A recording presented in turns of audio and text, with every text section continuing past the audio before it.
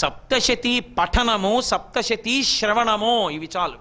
పఠనం కూడా అక్కర్లా, సంస్కృత భాషా ప్రవేశం లేదంటే చక్కగా వింటే చాలు, అనుగ్రహించేస్తుంది ఆవిడ. అందుకే చండీహోమం చండీహోమం చండీహోమం అని 9 రోజులు కొట్టుకోవడానికి కారణం ఏంటంటే అధర్మాన్నంతటినీ కూడా అణిచేస్తుంది. ఎంత దూరం శబ్ద ప్రకంపనలు పెడతాయో అంత దూరం శుద్ధి చేస్తుంది ఆవిడ. అందుకు పైకి చదువుతారు సప్తశతిని అంతటినీ కూడా. అటువంటి సప్తశతి మీరు గమనిస్తే ప్రథమ చరిత్ర, మధ్యమ చరిత్ర, ఉత్తమ చరిత్ర అని 3 చరిత్రలుగా విడిపోతుంది. ప్రథమ చరిత్ర అంతా కూడా అమ్మవారి అనుగ్రహాన్ని పొందాలని తాపత్రయపడిన వాళ్ళని పరిచయం చేస్తుంది. ఒకడు సమాధి, ఒకడు సురధుడు.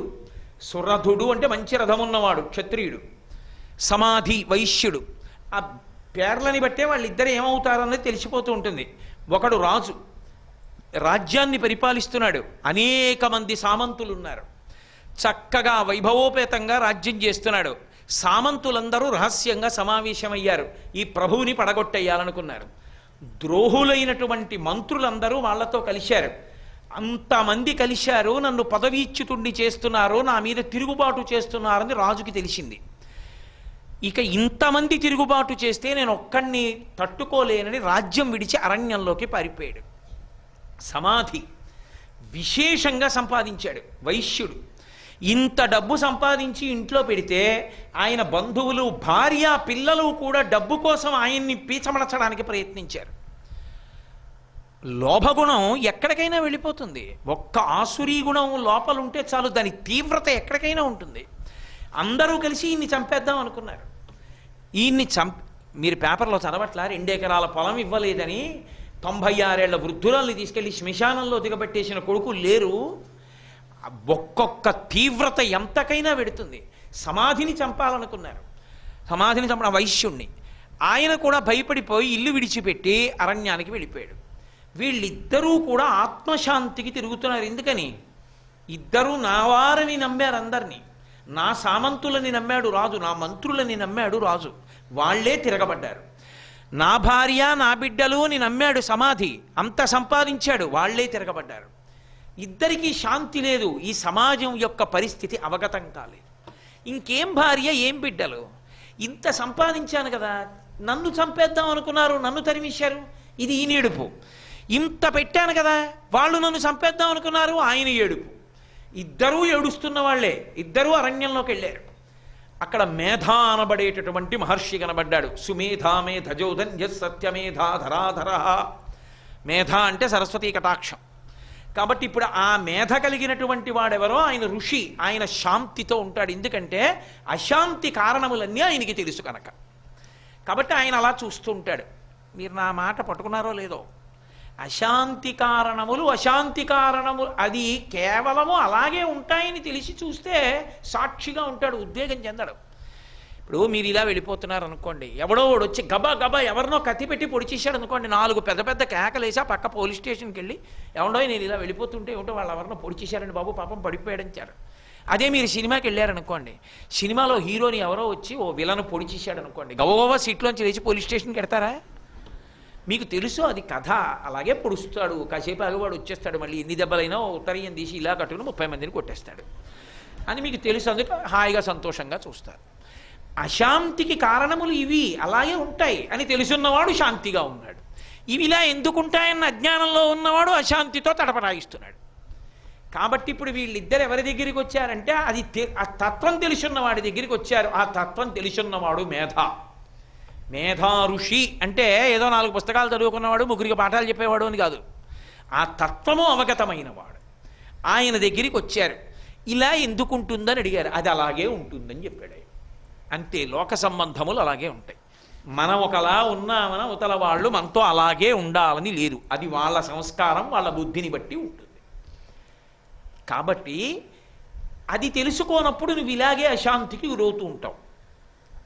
అయితే నాకు ఈ తత్వం మీలా బాగా తెలియాలంటే ఏం చెయ్యాలన్నాడు. అమ్మవారు ఈ కదలికలన్నీ తెచ్చేది, ఆవిడ అనుగ్రహిస్తే తెలుస్తుంది. ఆవిడ నీకు ప్రత్యక్షం అవ్వాలంటే మీ ఇద్దరికి మంత్రం ఇస్తున్నా, జపం చేయండి అమ్మవారిని అన్నాడు. అది ప్రథమ చరిత్ర. ఇద్దరు వెళ్ళి ఓ నది దగ్గర కూర్చుని మొదలుపెట్టారు.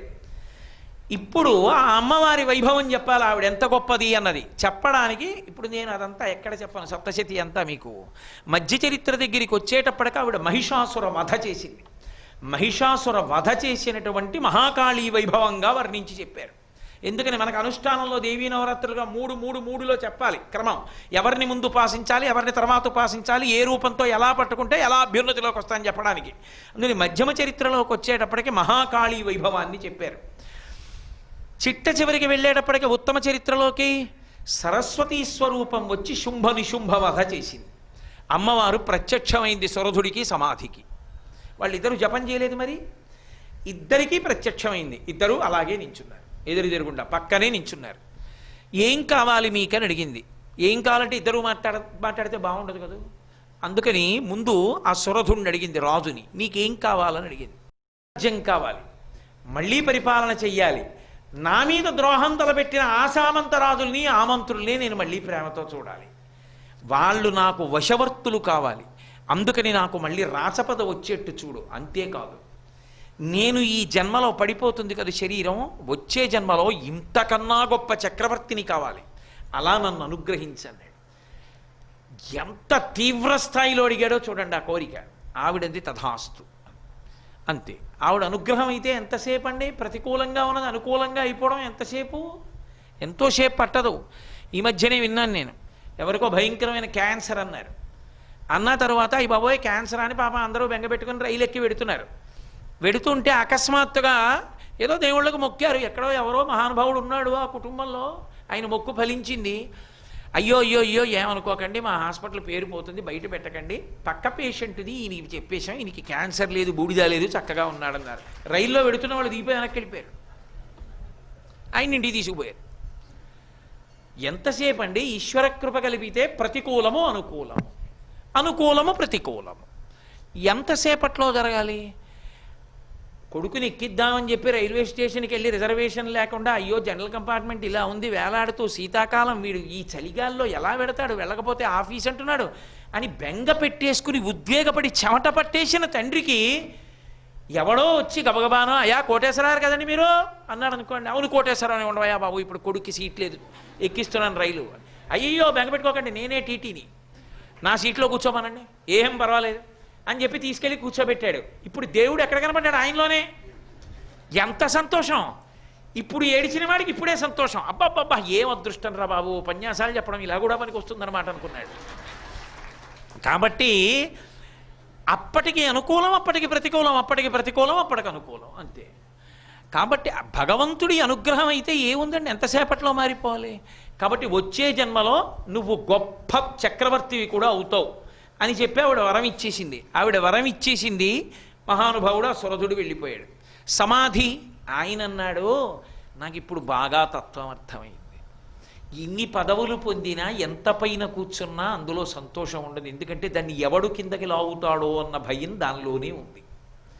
సుఖానికి నీడ దుఃఖం అని నాకు అర్థమైంది, ఎందుకంటే అభిమానించిన వస్తువు వెళ్ళిపోతుందేమో అని బెంగ, అభిమానించని వస్తువు దగ్గరకు వచ్చేస్తుందేమో అని బెంగ, శత్రువు దరిదాపులకు వస్తాడేమో బెంగ, మిత్రుడు దూరం అయిపోతాడేమో బెంగ.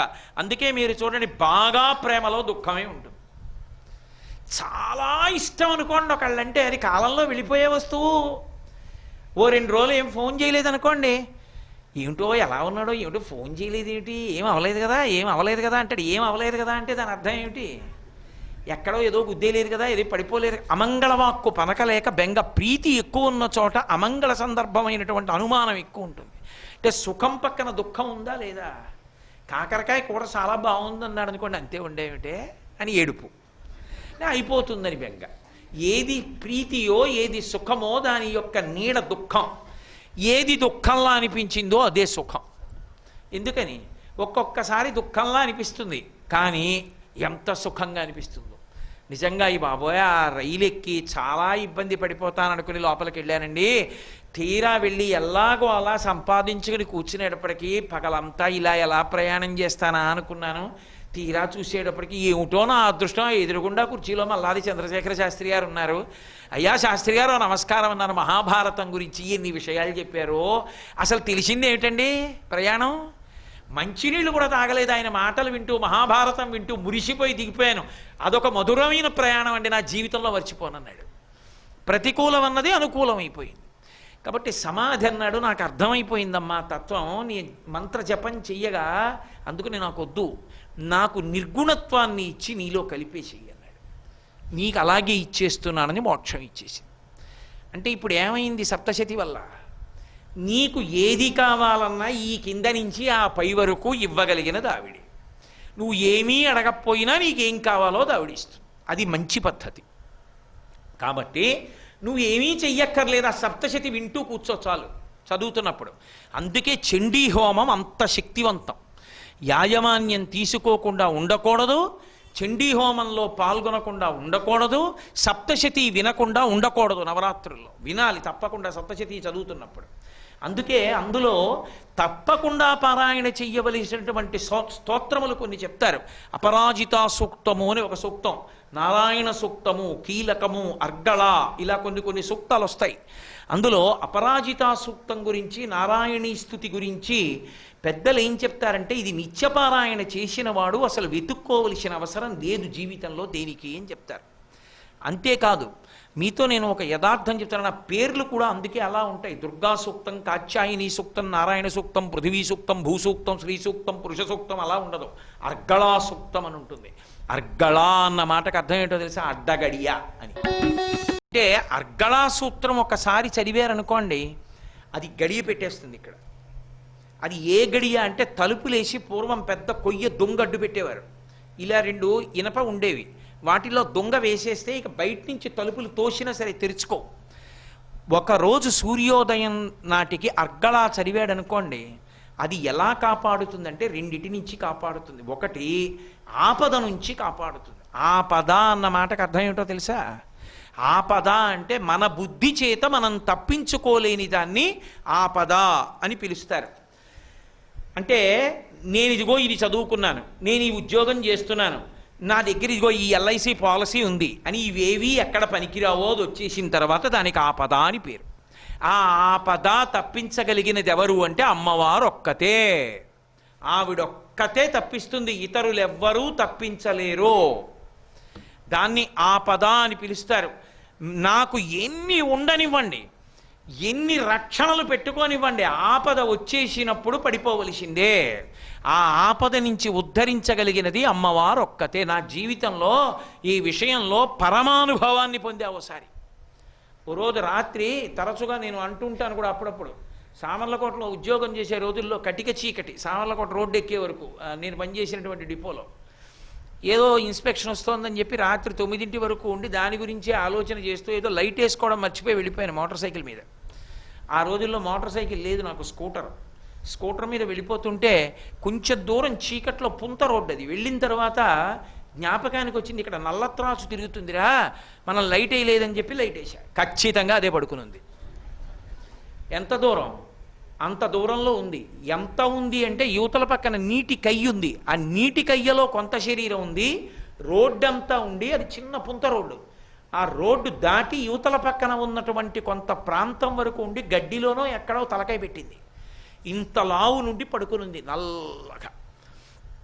నేనేం వేద్దామనుకోలేదు బ్రేకు, భయం కొద్దీ కుడికాలు తొక్కేసింది బ్రేక్ని. కీచుమని దాని దగ్గరికి వెళ్ళి ఆగిపోయింది. స్కూటర్ అన్న తర్వాత కార్లా అద్దాలు ఎత్తేసి 2 కాళ్ళు పెట్టి కూర్చోవడం కుదరదుగా, ఎడంకాలు కింద పెట్టాలి. ఎడంకాలు కింద పెట్టాను. ఎడంకాలు కింద పెట్టి ఒళ్ళు చెమటలు ఎక్కిపోయింది. అది ముందుకెళ్ళిపోతుంది అనుకుంటే వెనక్కి వచ్చింది ఇలా. అలా కూడా వస్తుందని నేను అప్పుడే చూశాను. అది ఇలా వచ్చి పడగెత్తింది. స్కూటర్ హెడ్లైట్ పడుతోంది. చావుకి బతుక్కి మధ్య గడప మీద నించున్నాను. అది ఇలా పడగెత్తింది. నేను ఇలా పట్టుకుని ఉంటే చేత్తో స్కూటర్ని, నా చేతికి సమానంగా దాని పడగ కనపడుతోంది. కళ్ళు అవి మెరిసిపోతూ కృష్ణపాదాలు. నేను మీతో పరమసత్యం చెప్తున్నా, ఇలా కదిపి చూసింది, ఇలా చూసింది, కాలు కనపడింది. నేను చేతినో కాలునో కొడుతుంది అనుకున్నాను. దానికి ఏమైందో తెలియదు మరి. అది పడగ దింపి వెనక్కి తిప్పి నీళ్లల్లోకి వెళ్ళిపోయింది. నేను అలా చూస్తుండగా స్కూటర్ లైట్లో ఇంచుమించు 1.5 నిమిషాల సేపు వెళ్ళింది దాని శరీరం. వెళ్ళిపోయింది. దానికి ఇలా అనొచ్చు అనకుండా దింపి వెళ్ళిపోయింది. మీరు ఒక్కటి చెప్పండి, దింపి వెళ్ళిపోవడానికి అది నాలో ఏం చూసి దింపి వెళ్ళిపోవాలి? నేనేం మహాత్మున్నా మహాపురుషుణ్ణా? అప్పుడు ఎందుకు దింపిందో తెలుసా? అమ్మవారు అనుగ్రహించింది, చంపకు వాణ్ణి అందంతే. ఆవిడ శాసనం, కరవడానికి వీల్లేదంది. ఆ శాసనం ఆవిడికి అర్థమైంది, పాము కిందకి దింపి వెళ్ళిపోయింది. కాబట్టి బతికి బట్ట కట్టి ఇవాళ మీకు ఉపన్యాసం చెప్పాను. ఏది నన్న ఆపద నుంచి తప్పించగలదు చెప్పండి?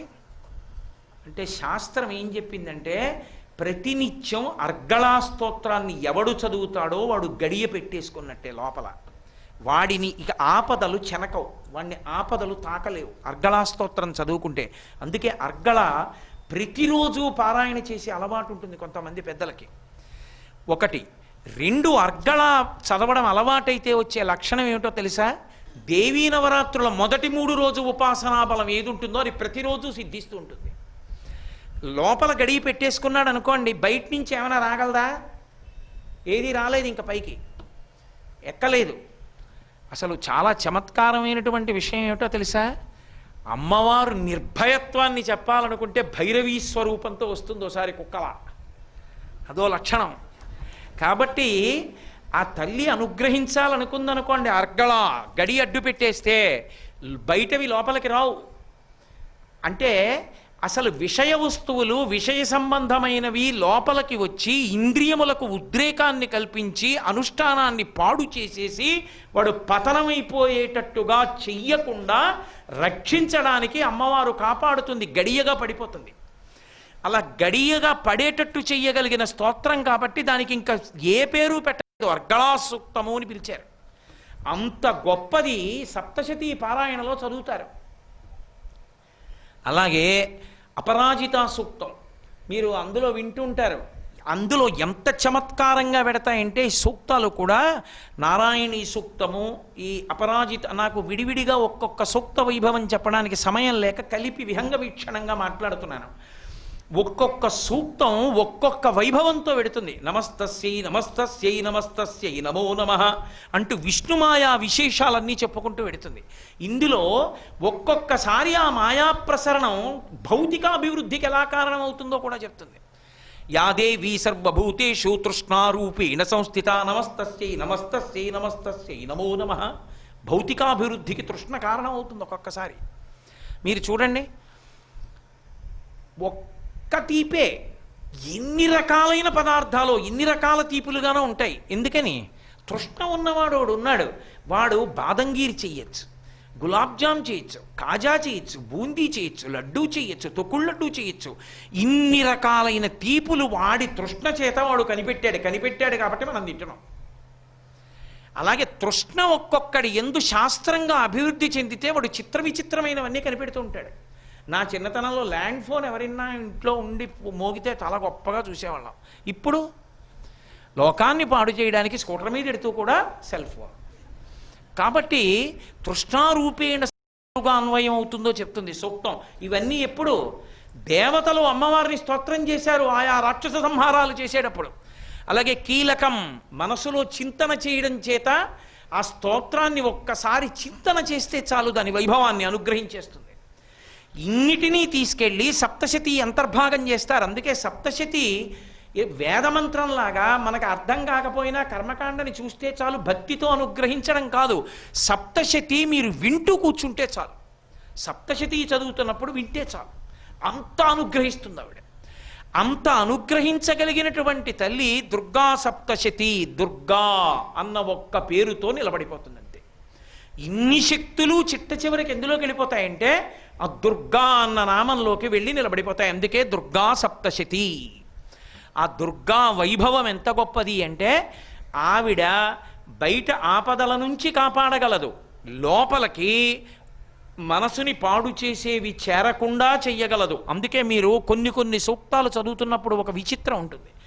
ఒక మంత్రం చెప్తారు, అవన్నీ మంత్రాలే. అందుకే సప్తశతి గురించి చెప్తూ పెద్దలు ఒక మాట చెప్తారు, 4 ఉన్నాయి, ఈ 4 పురుషార్థములకు అధికారములని చెప్తారు. ధర్మం గురించి తెలుసుకోవాలి అంటే మనుధర్మశాస్త్రం. అర్థము అంటే డబ్బు కావాలి అనుకుంటే, దేన్నైనా సాధించగలిగినటువంటి ప్రజ్ఞ పెరగాలి అనుకుంటే దుర్గా సప్తశతి. కామము గురించి తెలుసుకోవాలి అంటే వాత్సాయన కామసూత్రం. మోక్షము గురించి తెలుసుకోవాలి, మోక్షమును పొందాలి అంటే భగవద్గీత. ఈ 4 ఆధారములు అంటారు. పురుషార్థములు 4ంటికి ఈ 4 సాధనములు.